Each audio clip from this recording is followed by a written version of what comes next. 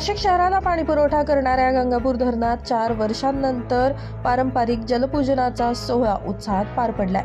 मागील 4 वर्षांपासून महापालिकेत प्रशासकीय कार्यकाळ असल्यामुळे हा सोहळा आयोजित करण्यात आला नव्हता। यंदा महापौर हिमगौरी आडके यांच्या हस्ते विधिवत जलपूजन करण्यात आले। यावेळी महापालिका आयुक्त मनीषा खत्री, सभापती मच्छिंद्र सानप, विविध शासकीय अधिकारी तसेच नगरसेवक उपस्थित होते। मंत्रोच्चारात विधिवत पूजा करून गंगापूर धरणात श्रीफळ अर्पण करण्यात आले। यानंतर उपस्थित मान्यवरांनी धरण परिसराची पाहणी देखील केली। गंगापूर धरणाची पाणी पातळी दरवर्षी 90% अधिक होत असल्यानं जलसमृद्धीचं प्रतीक म्हणून हा पारंपरिक जलपूजन सोहळा केला जातो।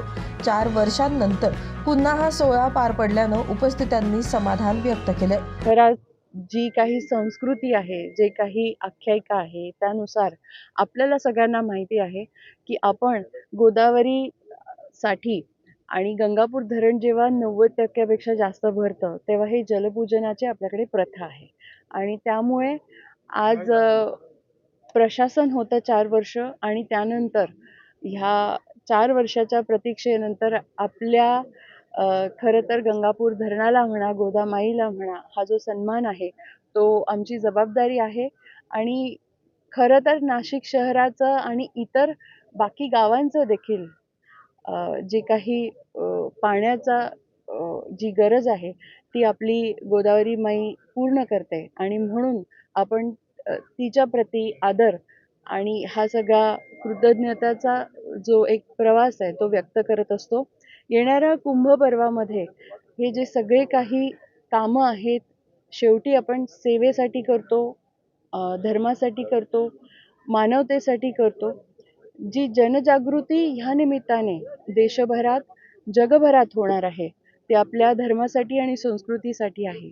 आणि त्याचाच एक भाग म्हणून हा जलपूजनाचा जो सोहळा आहे, जी आपली प्रथा आहे ती आम्ही सर्व गटनेते, लोकप्रतिनिधी, प्रशासन, आयुक्त या सगळ्यांनी मिळून आज केली आहे।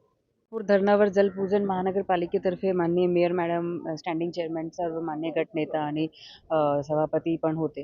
तर त्यांच्या हस्ते 4 वर्षानंतर मॅडमने जसं सांगितलं की हा शुभ सोहळा आलेला आहे की आपला धरण पण भरला, आपले लोकप्रतिनिधी पण आहे आणि जल आपल्या ह्या जीवनाचा सगळ्यात मोठा म्हणजे आश्रय असतो। तर त्यासाठी पुढच्या वर्ष आपला चांगलेपणे आपण कुंपण करू शकणार, आपल्या लोकांना म्हणजे जे नाशिकचे सर्व नागरिक आहेत त्यांना त्यांच्या अधिकाराचं पाणी पण देऊ शकणार, अशी प्रकारची दृष्टी ईश्वराकडून नाशिकला झाली आहे। त्याबाबत आज आपण इथे पूजन केलं आणि पुढे पण असाच प्रकारे आपल्याकडे हे जल असा उपलब्ध राहील अशा आपण केली।